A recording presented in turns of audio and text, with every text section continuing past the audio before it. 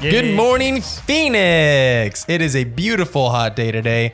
It is actually, no, don't text me right now. Stop this, bro. 75 degrees. And It's gonna be real hot soon. yeah, it's gonna get real hot real soon, if you know what I mean. Wink, wink, you know? Like 100 degrees? Like triple digits, baby. Yeah. Like sweating in the pits and in places you didn't know exist. Well, Welcome visual. to Arizona. How you guys doing this morning? sweaty. Really? Always sweaty. Really? My palms I are opened sweaty. all my windows up last night because it got cold. It got to like 60 degrees. It was real so windy yesterday. it was very windy yesterday, yes. But it felt good. It felt really good. I woke up in the morning. It was nice and chilled in here and stuff. And then you gotta close your windows. Guys, this happens literally 8 every a.m. time. You know why it happens? because you're an idiot. No, it's because I always have to play the intro music for us, so I have to turn the volume on my laptop, and then right after that, I forget to turn it off, and I always get some friggin' text message from someone. Sure. This text says, "Hey, bro, by any chance, do you have a way to get coordinates of base camp?" What? For I Zambia, don't even have this number. base camp. But it says we are designing shirt and are close, but I can't find actual pinpoint. Who is this? Anyways, In the world. Oh, okay. I know who this is. This is a guy from Tennessee. He's doing he's gonna go to Zambia with us too. He's actually gonna be there. He's actually moving to Zambia. wow. Yeah, his parents are building a house just right down the street from Jack and Amber. It's kind of dope. sweet. What? Yeah, it's pretty sick. So he's gonna fly out with us when we go. So it'll be dope. Actually, no, that's a lie. He leaves in June, so we won't see him when we're there. Do you know anything? No, very little. Yeah. For people who aren't aware, we're going on a mission trip to Zambia in like 2 weeks. So Yeah. that's what that was about. Yeah. It's gonna be a blast. It's gonna be fun. great. I'll do some video stuff. We'll make it happen. I'm gonna adjust this guy just a little bit. Boop. All right, guys, we got a topic today, don't we? We got a hungry, craving audience that is just dying to be like, what I'm are hungry. you guys gonna talk about? Woo! Gonna feed the soul. What are we talking about? Feeding the soul. Feeding the soul? Yeah. We're connecting the soul. Connecting back the soul. together like a magnet. Chicken noodle soup for the North- soul. That and sounds south. like kind of like a soulmate. Soulmate. I found my soulmate. Have you guys found your soulmate? No. Connor, did you find yours? This is a trick question, isn't it? I think we'll eventually go back to asking Christian what he's doing wrong. But Connor, you found your soulmate, right? Oh yeah, me and Allie. Yeah. Right? Man, true love. Yeah. Christian's like, man, so inspirational. I love it. No, we think we found our soulmate, but do soulmates exist? That is the question of the day. Do soulmates exist? If they Is don't there such a exist, I don't thing? know how you got married. Okay. You're so funny. Got you. Christian, you're the only one that's single here that hasn't found like the soulmate yet. So do you believe that soulmates exist? No. Cool. All Because hope is we don't lost. believe they exist either. We think they're very silly. Would you like to Wait. So there's no such thing, just for clarity's sake, no such thing as the one. No. What? Did we say that at the same time? That's kind of cool. I saw you doing some Nope. math over there, Christian. Are you in a math class? What's going on on your iPad over there, bro? Yeah, There's you just some- finished, bro. What are you over there there's some calculating? long division, bro. Listen, guys. So I'm trying to find the one, okay? Right? Like we all are. Okay? What did my You mans guys- do? you What have you guys- done? You guys Oh, found no. the one, right? Man, Yeah, I so guess. fortunate for you. You guys found your person. They're perfect. They checked off every single thing on the checklist. That's insane. So I was like, man, how lucky did you guys have to be to find the one? You're like, I'm gonna make my own checklist. Here we go. Yeah. So I wrote down a couple things from my hypothetical checklist. Yeah. And tried to calculate what the odds are. With fact and I'll science. Find the one, my soulmate. It is all about soul probability if we tie. really think about it. everything. How likely am I to find the one? Let's hear it. What do you got for it? Okay, so to make the math easier, I decided to go for the population of students at GCU only. Okay. So At least 12. did a lot of Googling. Okay. And to be completely honest, I have no idea if these numbers are accurate at all whatsoever, but it's a good hypothetical scenario with the numbers. I think it'll be Just somewhat spit us the numbers already. accurate. Tell us your Okay. chances. Gosh. Okay. So the first of all, there's 20,000 students on campus. Okay. That's what it said. All right. What percent do you guys think is female? 70. At least 70. It's 72%. Oh, Whoa. All right. Let's According go. to what I Googled, which means that there are 14,400 potential mates. There are 14,400 women on campus. potential mates. Potential mates. Okay. Oh, no. All right. Keep this going. Keep Okay, this next on my list, they have to be Christian, going. Okay. right? And according to the surveys, 80%. Wait, we were supposed to guess. We have to guess these things. Ask us real quick. What percentage? 80%. 80%. Wow. Spot on. Woo! Radical. Yes. So 80% of GCU students are Christian, Okay. apparently. And, we could go into like, how Christian are they? Like, are they like Which level? Christian? Are they like, Check out my cheeks and my Bible verse in my bio. exactly. So If you feel attacked right now, feel attacked. 80% of the 14,400 is 11,520. And I won't do this every time, but I just do the percentage of the number before. Yeah. Okay. So then on my checklist, they need to have an above average IQ. What percentage dating of no people, rock. What percentage of people has an above average IQ? At least 12. 35. Close for both of you. 29%. Close for both of us. Let's go. Relatively close. Okay, next on my list is they have to be Wait, hold up. Let's go back. Hold on. The average IQ that's like above average is only 30% of girls. I think it's just people. In it's just general. people in general. Oh, in the world. Yeah. Well, think about it. Like You're saying 65% of the world is dumb? I guess they're not above average. They're above. Yeah, if it's above average, it's got to be. I more hope than I'm not 50%. below that line. You just proved to everybody that you were not above that line. Oh, Anyways, no. we're gonna move on quickly. Crap. Next on my list, okay, is they have to be between 5'4" and 5'7". Apparently, Gosh.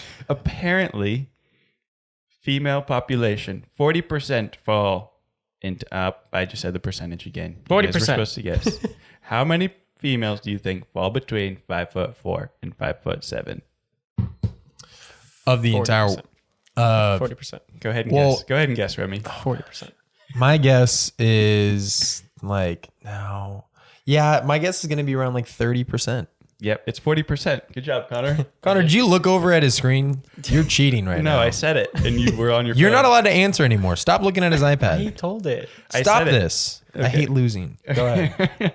And then the next thing on my theoretical list is that they have to be blonde, but not naturally blonde. Okay, so which when I looked it up, it said 2% of the world Allie's is gonna be naturally 2% of blonde. the world is, naturally blonde. Okay, but that then makes sense. unnaturally, what do you guys think? Unnaturally, and my guess is going to be about, oh gosh, how many color of hairs are there? 25%. No, it's not equal. I know redheads is like 3%. I know that's a really, really low but that's number. naturally, right? Yeah, we're talking unnatural blondes. But like, how many redheads are dying to blonde? Like, you don't see that. So then you got to think like, it's all Anyways, like brown what's haired the people. answer? My guess is going to be 40%. the answer is 30%. 30% of females All right. dye their I hair suck blonde. at this game. Now, my last Oh, no. thing on my checklist, and once again, theoretical. Okay. 10 out of 10 hotness. How do you scale subjectivity? I don't know, but I Googled it. What are the odds? No Female. way. There's a number out there for this. I have lost hope in humanity. What's the number? What's the number? Please tell Okay. us. the number for 10 out of 10 hotness. What do you think? What percentage of the population is 10 out of 10 hot, according to this random Google statistic? Well, if I do the math correctly, 10 out of 10 is 1. So my guess is 1%.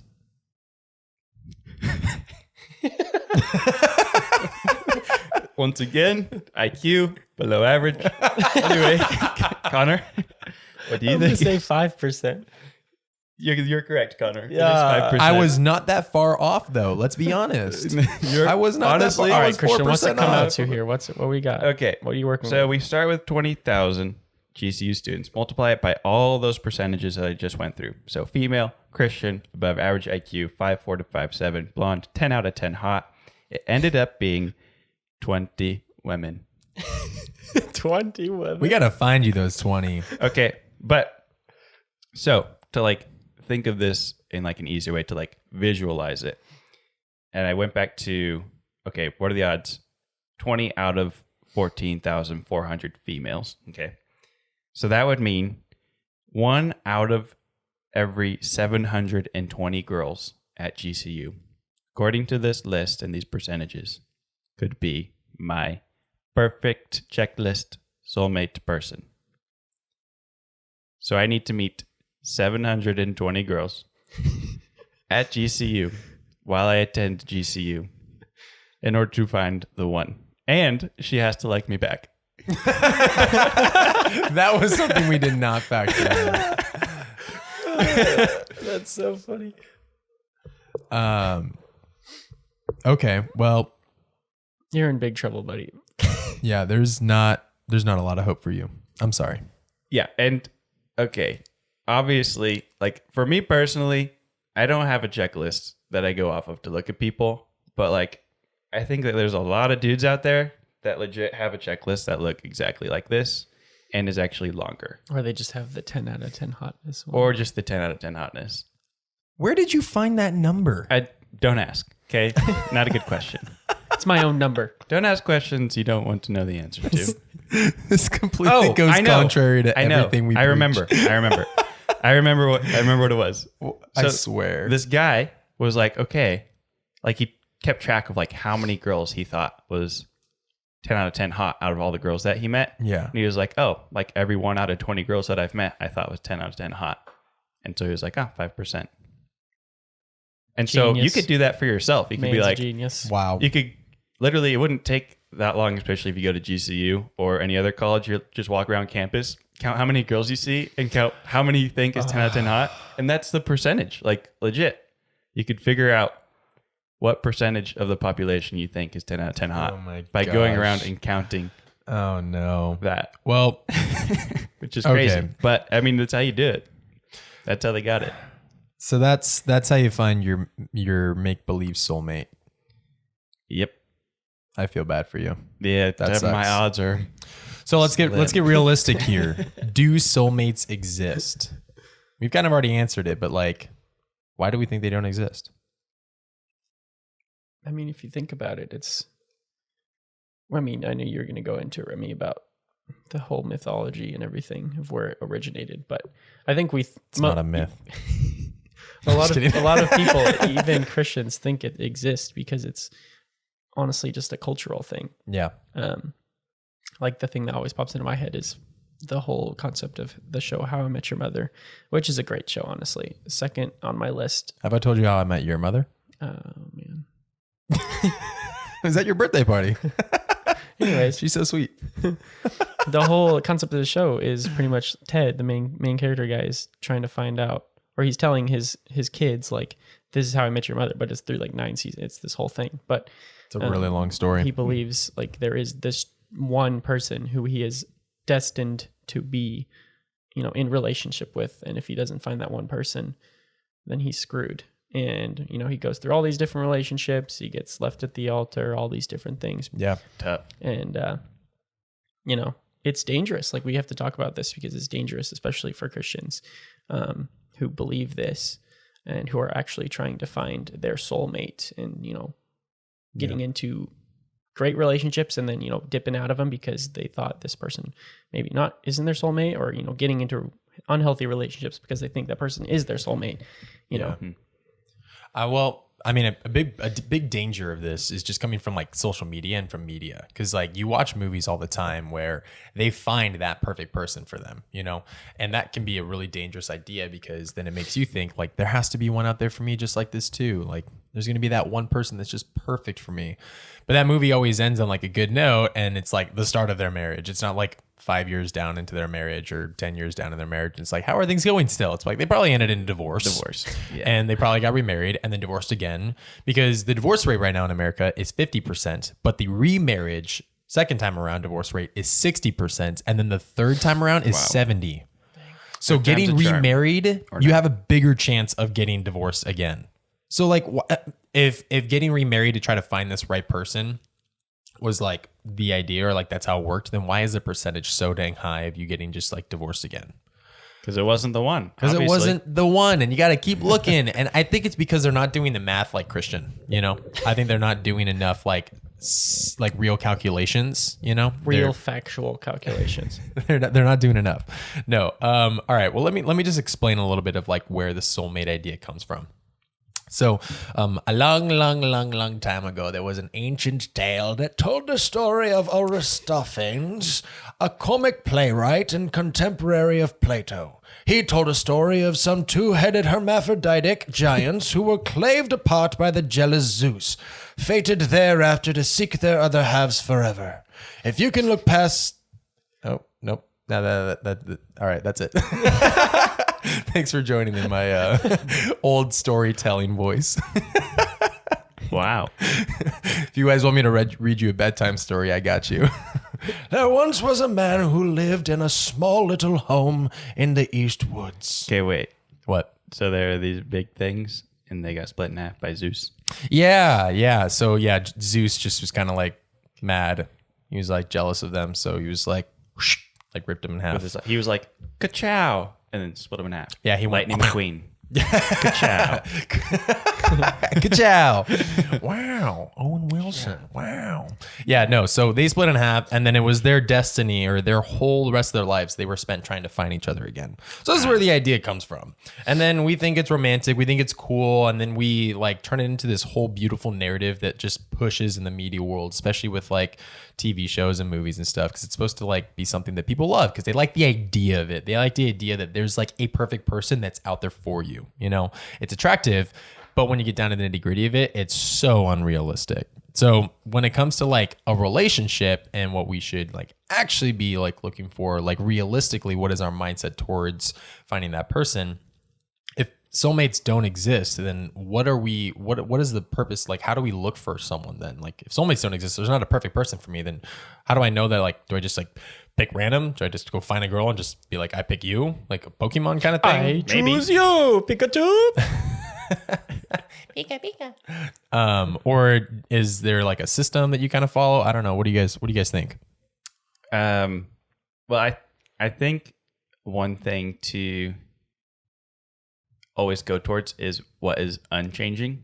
So like the world's idea of the perfect person, like who the ideal, the one is always going to shift and change. So I listened to the Becoming Something podcast with Jonathan Pokluda on the way over here this morning on what they thought about finding the one. Yeah. And JP was talking about how cultures, like ideas behind what makes a woman beautiful, changed all throughout her history. Like it used to be how many double or triple chins a woman used to have. Right. And then in the 80s, it was like, how skinny can she be? And now today, it's like the porn figure with really exaggerated features that's like impossible to achieve. It's also like the olive skin tone. Like it's like the perfect like skin tone color that's like perfect tan. Because I see a lot of girls nowadays like like feeling the desire that they have to be a certain skin color of like tannish, that like people will love them or see them as like, oh wow, you're beautiful because it has to fit that color. Yeah. It's going to change in like 10 years. Yeah. So all these like ideas of what the perfect look is going to be changing all the time. Yeah. And so obviously I think you guys can agree that like our personal preference of what I think is attractive and beautiful has changed during my short life. Like what I think is hot when I was, I don't know, 12 or 13 is probably a lot different than what I think is hot now. And so I think it's wise to try to look for outside wisdom besides like my personal opinion and feelings towards things that are always going to change. Yeah. And so I don't know, Connor or Remy, what do you guys think is a good place to find wisdom that's unchanging? Yeah, I think first of all, like we have to think like why is scripture not like why does it not talk about soulmates? Like why is this if we're Christians, we have to look to what scripture says. So Yeah. Nowhere in the Bible is it like there is this one person out there for you and they are perfect for you. And if you don't find them, you're kind of screwed and you're going to be a loner forever. But it's like, okay, even if you did think of that, like you did believe in that, like what happens if you do get to find that person in quotation marks? And then what if they get sick? What if they get in an accident? What if they leave you? Like what happens? Like your whole system comes crumbling down. Right. And it's like, there's just so many holes in it that, when you read through the Bible, you're like, yeah, this cannot be actually something that I should believe in or should focus on if I'm a Christian.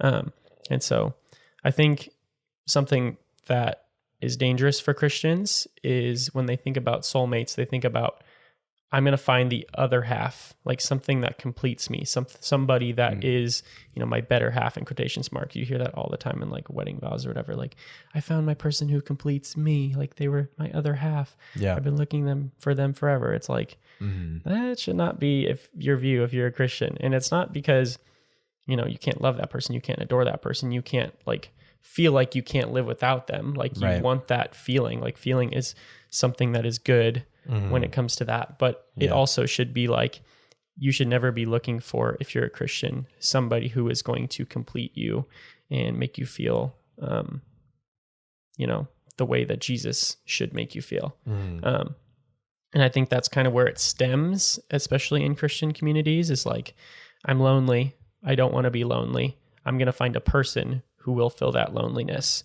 instead of Jesus, who is the only one who can fill that loneliness. Yeah. And so I think that's just something that we should keep in mind because, everything, whether it be relationships, whether it be your soulmate, in quotation marks, that we try and put in the void that is our life, our heart.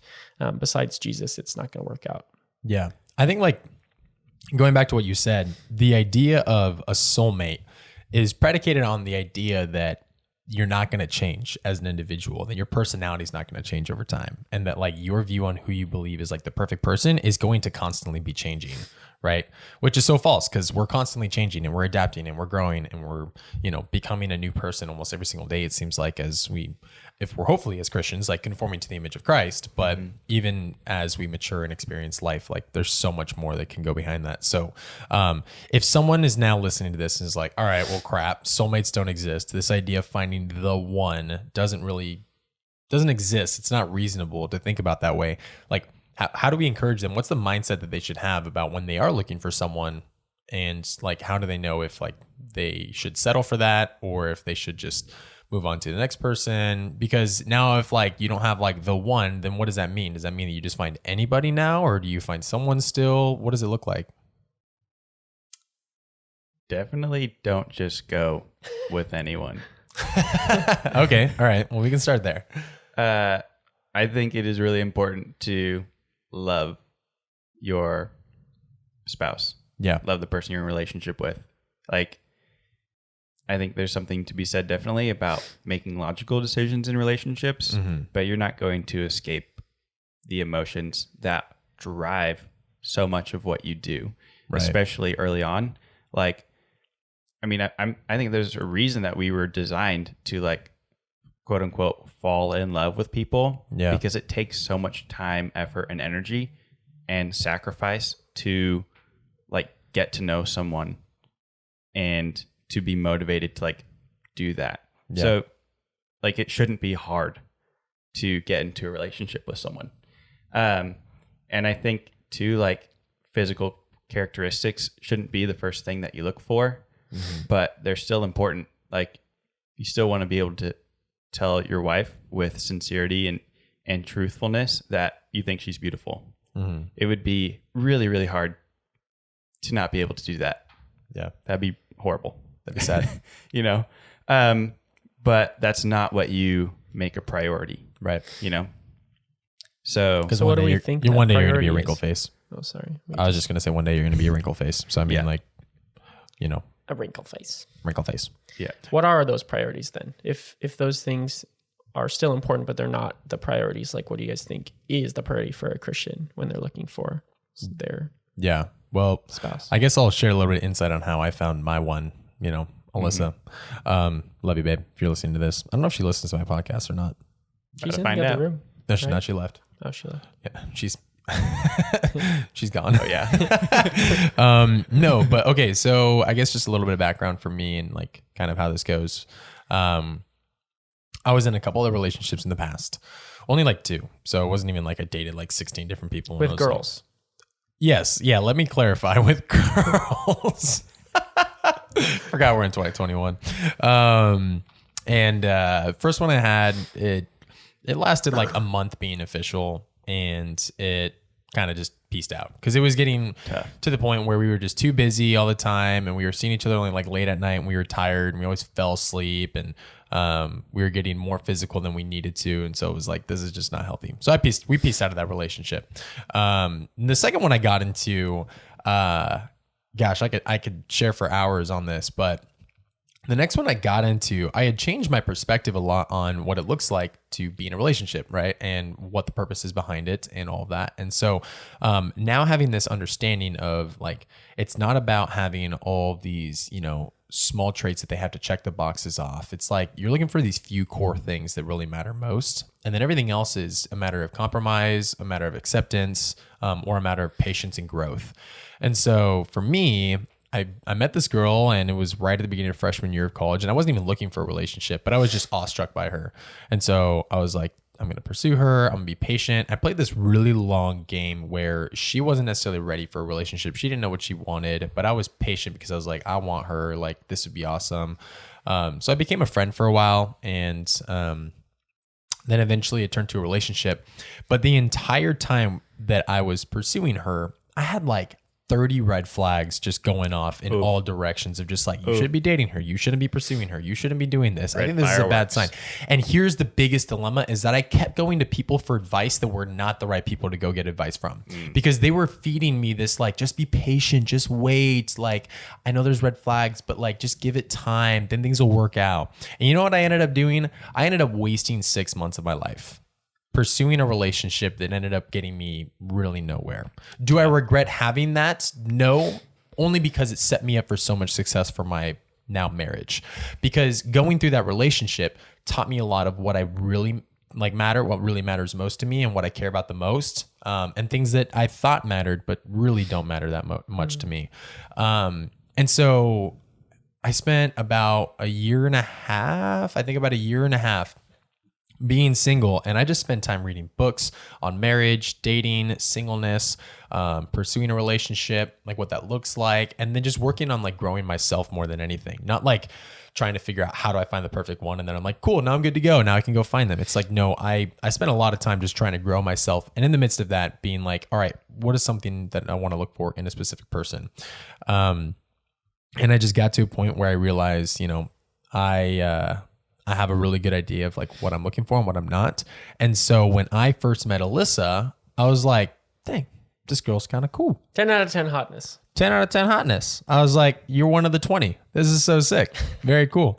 And so as I was just considering factors, I pursued her for about a month, but like with no emotion involved at all. Like I was like, listen, I'm not going to mess around and get my feelings hurt again and waste a lot of my time by getting involved too emotionally too fast. I'm going to take this slow, and I'm going to figure out if she meets those things that I really do desire in someone. And if she does, then heck yeah. If she doesn't, I'm going to peace out.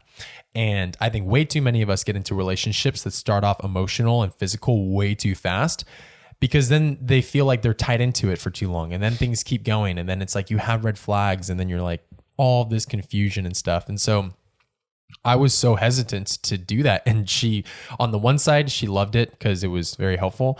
But on the other side, she also hated it because it was confusing at times. Because she was like, I don't know if you like me or not. You hang out with me until 4 a.m, but like I have no idea if like you have feelings at all. And so, but I really just spent time being so intentional with asking her questions about like what does she desire for her future? What is her relationship like with Jesus? Like what is she most passionate about in life? Like what are her priorities? What does she want to do? Like so many of those things. And so I kind of had a list that I had in my head of just like what I was looking for, and over time, she was just checking off the boxes for so many of those things. And then it just got me to a point where I was like, you know what? Like she fits the mold of the few things that I really prioritize most, and everything else can be things that, you know, can over time grow with maturity and with patience. Or they're things that I have to just learn to accept because I'm not going to find the one. There is not going to be like the one person that's perfect for me. Like I tell her this all the time too. And when we talk about like relationship type stuff for other people and whatnot, but it's like, I'm not like the perfect person for Alyssa. I mean, we even say it still, like we're the perfect person for each other. It's like, but really there's other people that can be just as perfect. Like I'm not the one. You can make it work with other people. But if we keep using that kind of vernacular and that kind of like those terms with people of saying like, he's just like my other half. Like he just gets me on such a different level. It's so crazy. I know people that are going through breakups right now that they're still having a hard time getting over them because they believe that like, gosh, we just connected so well. Like I just haven't met someone like that in so long. And I feel like we were just so perfect for each other. And it's like, you know, everything is just butterflies and rainbows when it starts, but get 10 years down the line and all of a sudden you've gone through really hard trials and tribulations, and now you got kids, now your patience is tested, and now you have different jobs, and just everything changes. And it's like you might not connect as much as you did. Me and Liz started off just like clicking like that with everything we did, but we go through seasons where it's just like we're not at that same level. But that doesn't make me question like, is she actually the one for me? Did I really mess up on this? It's like, no, like there's no such thing as a one. It's a matter of choice and sacrifice. And so I think just from there and from that mindset and having an idea of like what I was looking for and what was most important to me set me up for so much success to where we're now happily married and like doing life together. Amen, brother. Crazy. Praise the Lord. Praise the Lord. So yeah, I think that the best way that I think we can just kind of help people with understanding this is to just kind of give them some takeaways. And I think one of the best takeaways that you guys can have if you're listening to this, and if you are looking for someone, if you are trying to find a relationship, the most important thing is you need to realize what you want most. Because if you don't know what you're looking for, you're not going to know when you find it. And so if you spend forever dating people, looking for others to get involved in with the relationship, all that kind of stuff, but you have no idea what really matters most to you, you're just going to kind of assume and you're just going to do life. But if your intentions are not to like get married to that person, you're just going to waste a lot of time like I did, and you're going to end up in a lot of pain, a lot of confusion. Mm-hmm. Yeah. You know, I'm sure, Connor, you've experienced that yourself with relationships and stuff. And so we can speak testimony all day long for those things. But I think the main point is soulmates do not exist. It sounds cool, but they're not realistic. And if we want to be realistic, is that my cat? Oh, no, it's Alyssa. Sorry, I heard a noise. If we want to be realistic about what it looks like to pursue a relationship that's godly and that has just like a healthy mindset of what like an actual relationship would look like, it has to start with realizing like what a real relationship looks like based off of scripture. Like, what does it look like to actually love someone and to love someone well? What does it actually look like to sacrifice and to compromise? What does it look like to even have certain expectations of what to look for in a relationship? And I think that we should talk about that in the next episode. Excellent. So, cliffhanger. You have no idea what to do now. I'm just totally kidding. You probably have an idea for yourself. But we will in the next episode talk more about what to expect in a relationship, what to look for, the whole 9 yards. So if you guys want to find out and maybe get some extra insight on things to look for, hearing from maybe, I guess I'm just one guy that's married. So, I mean, there's a lot of them out there. But I watch a lot of videos and listen to a lot of podcasts and read a lot of books that talk about how to find the right person. So I hope you can trust me and my opinion in this, because it's also grounded in scripture. So this isn't just Remy's opinion. This is what scripture talks about. But other than that, like, I mean, we've all got experience and we're all in different seasons of life. And so I think we can all pour into that and give some great insight. So you guys should tune into the next episode. But until then, we love you guys. And if you guys are not already subscribed to our YouTube channel, you should smash that notification bell and that subscribe button. Absolutely just right there. I hope you heard that smack. Just gnarly. And if not, make sure you're also following us on our Instagram at Ask Us Why with 2 Ys. And if you did not know, we got some dope merch out right now. Cue epic montage of clothes.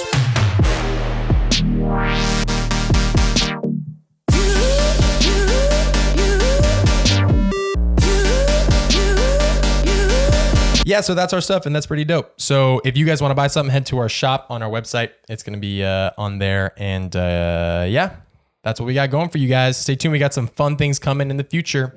We love you guys. We're going to peace out. Peace out. See ya. Love ya. Blessings.